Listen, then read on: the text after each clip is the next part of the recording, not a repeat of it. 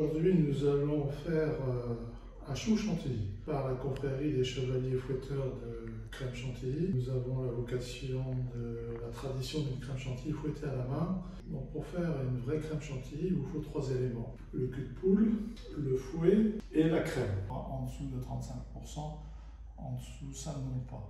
On va se faire le petit chou chantilly. Donc j'ai mis la crème bien fraîche dans ce cul de poule.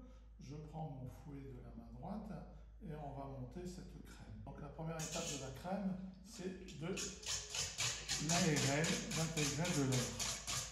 Donc on appelle ça cloisonner la crème. Donc c'est de remonter des bulles d'air. De ces bulles d'air vont s'emprisonner dans la matière grasse et qui va permettre à la crème à se développer. Donc là la crème, elle s'est enrubanée. On a intégré un maximum d'air dans la crème et la crème doit rester bien blanche. Donc en dehors de la crème, il n'y a rien d'autre. Là, je vais décider de m'arrêter et on va prendre la décision de sucrer la crème pour faire de la chantilly. Donc on part sur une base de 40 g pour un demi-litre de sucre glace. Donc à peu près 2 cuillères à soupe, là il y a à peu près 20 centilitres de crème et on va mettre de la vanille. Donc soit une gousse de vanille, une demi-gousse de vanille fendue en deux et grattée, ou soit de l'arôme. Donc de l'arôme naturel à base de vanille, voilà, pour lui donner du goût et là on a l'appellation à la chantilly. On mélange bien ces éléments tout doucement. Voilà, on mélange pour bien intégrer le sucre dans la crème. Donc vous voyez, la crème, elle s'épaissit tranquillement. Et on rectifie le goût de la crème en la goûtant. Donc là, on arrive, après avoir sucré la crème, à la dernière étape, c'est de serrer la crème. L'appellation chantilly, c'est le dernier serrage de la crème avant que la crème bascule en beurre. Donc pour serrer la crème, on tient le fouet droit, on prend le poignet et on va tourner la crème avec la force du poignet. Voilà.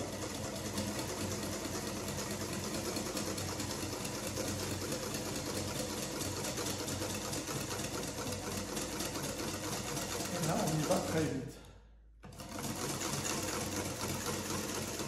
Voilà.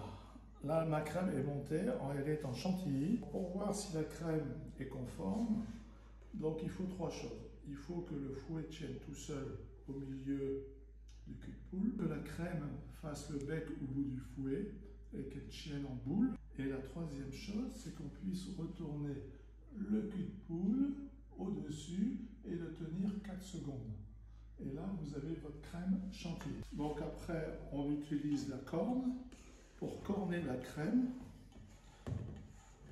Voilà, il ne faut rien perdre au niveau de cette belle crème. Et voilà ce que ça donne. Une crème chantilly prête à être mise en poche pour faire le chou chantilly. Donc là, on va la mettre en poche.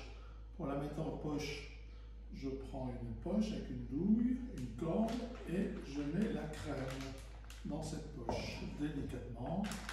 Voilà. On fait bien descendre la crème. Voilà, on descend. Et là, on va se faire le petit chou chantilly. On prend la paume de la main pour pousser la crème et on guide la poche avec l'autre main. Surtout, on ne met plus les mains sur la crème pour éviter de la réchauffer. Et on pousse et on tourne pour faire ce chou chantilly. Et on monte, et on monte, et on monte. Voilà. Là, on a un chou très gourmand. Et après, voilà, comme chez le pâtissier, un petit coup de saupoudreuse. Donc, bonne dégustation et soyez des fervents de la crème chantilly fouettée à la main avec la confrérie.